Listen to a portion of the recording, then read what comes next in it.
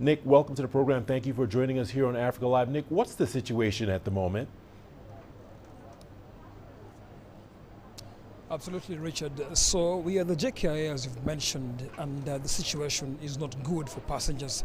No flight has taken off since 12 a.m. and as at now, many of the passengers are trying just to fit themselves in any available schedule as far as the companies they booked is concerned. So many passengers are stranded, both international and domestic passengers, and as at now, no flight has taken off because most of the people who were supposed to take care of the ground personnel, the dispatch team, the security teams from the Kenya Airports Authority have downed their tools. Reason is that they're not satisfied how government wants to run the Jomo Kenyatta International Airport. So as it is, no operation is going on. So many people are stranded. So many people are trying to find alternative flights, but still there's no one talking to them as of now, Richard. All right, Nick, picking up on what you've just said, highlight and illuminate for us what is at the core of this dispute that's now spread to other major airports in Kenya. And finally, is it likely for this matter to be resolved soon? All right, so the only issue is about Adani Holdings, an Indian firm that is supposed to take over the operations of the Jomo Kenyatta International Airport for 30 years. So most of the workers are not sure about the contractual settlements because they feel like this deal is coming in without proper clarity. And this clarity means that the jobs have to be secure. So most of them feel like the government is trying to push an agenda they haven't been fully involved, which is actually causing all this delay right now. So the Kenya Airports Authority personnel feel like that they need a lot of information concerning Adani Holdings coming to take over the operations. They also need the board of the Kenya Airports Authority to resign because they haven't been making things easier for them. They also need the partners, that's Kenya Airways, to come in and align things the right way, because even right now, some Kenya Airways staff are on a go slow. See, they don't really understand what's going on. So they're working hand in hand. In terms of resolving this, up to now, it's still unknown because other companies are being now told to come in and save the situation, because from security, from the check-in, nothing is happening. You'll actually clear the gate behind me, but once you get inside, that's where the problem starts. From immigration, they're all not really very compliant because they're also saying that they have to work hand in hand with the colleagues who have actually downed the tools, Richard. All right, Nick Mundimba, live for us at the Jomo Kenyatta International Airport, Nairobi. Thanks for that. Now, Kenya's High Court has already temporarily blocked a proposed deal for India's Adani Group to lease the country's main airport for 30 years in exchange for expanding it. The Kenya Human Rights Commission and the Law Society of Kenya argued that the alleged 30-year lease of Jomo Kenyatta International Airport, East Africa's largest aviation hub, was unaffordable, threatened job losses, was a fiscal risk, and did not offer taxpayers value for money. In a joint application, KHRC and LSK told the court on Monday that the country could independently raise the $1.85 billion required to upgrade the airport in the capital, Nairobi. Kenya's government has said the airport is operating above capacity and needs modernizing, but that it is not safe, is not for sale rather, and that no decision has been made on whether to proceed with what it calls a proposed public-private partnership to upgrade the site. Let's get more on this now. We are now joined from Nairobi by Leonard Kafafa, an aviation expert. Leonard, welcome to the program. Thank you for joining us here on Africa Live. Leonard, what's the likely impact of the service disruptions in Kenya's main airports in the short and long term? Disruptions to our key facility, Jomo Kenyatta International Airport, should be seen in two ways: from the passenger side and from the cargo side. From the passenger side, the immediate impact is rescheduling of flights, outright cancellation of some flights, and disruption to the network. And from the cargo side, we look at Jomo Kenyatta as the largest export hub out of Africa by volume. We export from Jomo Kenyatta chilled meat, fresh vegetables and fruits. skinned animals.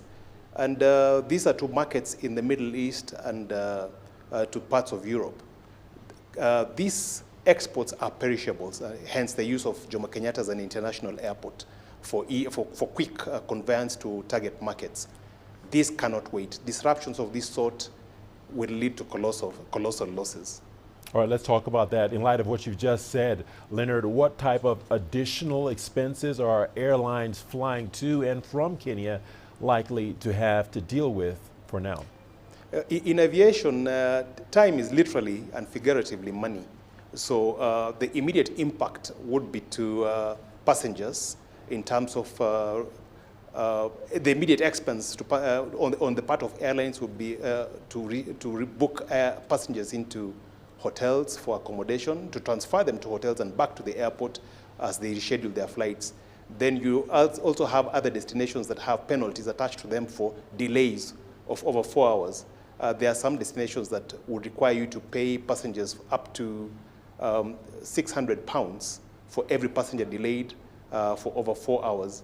If you look at an airplane that has, say, about 120 passengers, each attracting a penalty of about £600, you're talking of literally tens of millions here costing airlines. All right, so continue, Leonard. Yeah, that's about it. I mean, there's that disruption. There's the network as well. You know, airlines have networks. And when you have an airline whose network is optimized, any delay, any disruption to the network means that certain destinations can't be reached. Airlines typically optimize, when you have an airline whose network is optimized, typically they cover 3 or 4 destinations in a day. When one destination is interrupted, such as the hub, Jomo Kenyatta, it is to the detriment of the other 2 or 3 other destinations that they would cover in a day.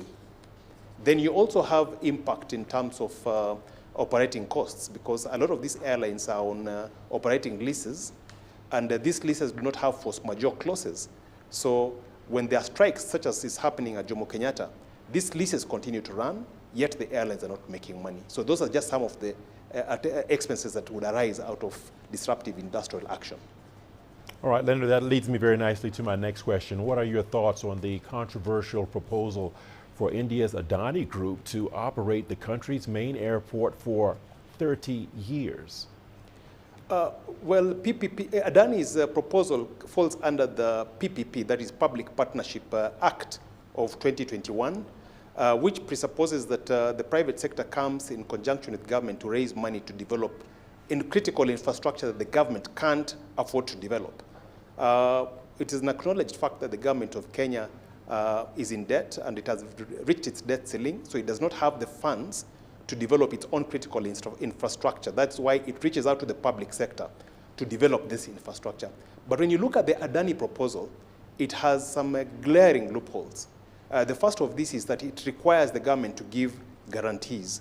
Now, any guarantee given by the government is reflected in the government's loan book as a debt. So it negates the very purpose of having the private sector come in, because we assume that the private sector comes in with its own capital to develop critical infrastructure. Then you look again at aspects of the Adani proposal where they want to use some of Kenya Airport Authority's assets for collateral so that they can get loans to get on with the project. Again, it defeats the essence of having Adani as part of this PPP project, because these are things that could easily be done by Kenya Airports Authority themselves, given the fact that they can obtain the same guarantees from the government, given the fact that they have the assets that they can collateralize, get money from concessional lenders to put up the same infrastructure that Adani proposes to do at great cost. And you touched on it a little bit in your initial answer, but talk to us about the other viable options that are available to Kenya in its quest to modernize its largest and busiest international airport. Well, the first of these is to possibly revisit a proposal that had been made about 3 or 4 years ago. In 2020, Kenya Airways, that's the national carrier, put up the national carrier, Kenya Airways invested in, the national carrier Kenya Airways made up an investment proposal to the government. And it was rejected at that time because of the politics of the day. But that's a proposal that could be revisited.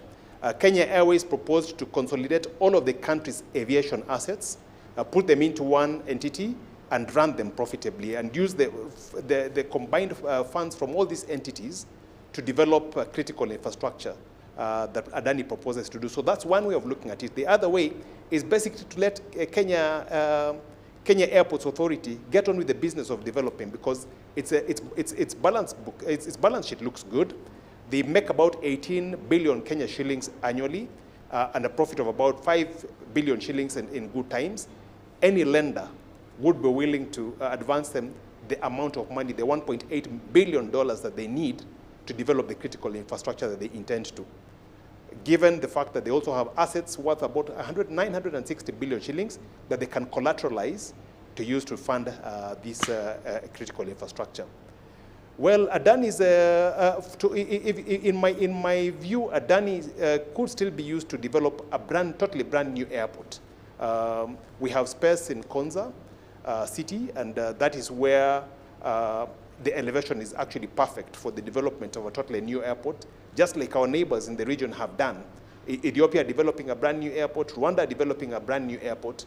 It would be right up Adani's alley to direct their attention and their resources to the development of a new airport, instead of riding on existing infrastructure, to do little improvement that really doesn't have much tangible benefits to the citizens of Kenya.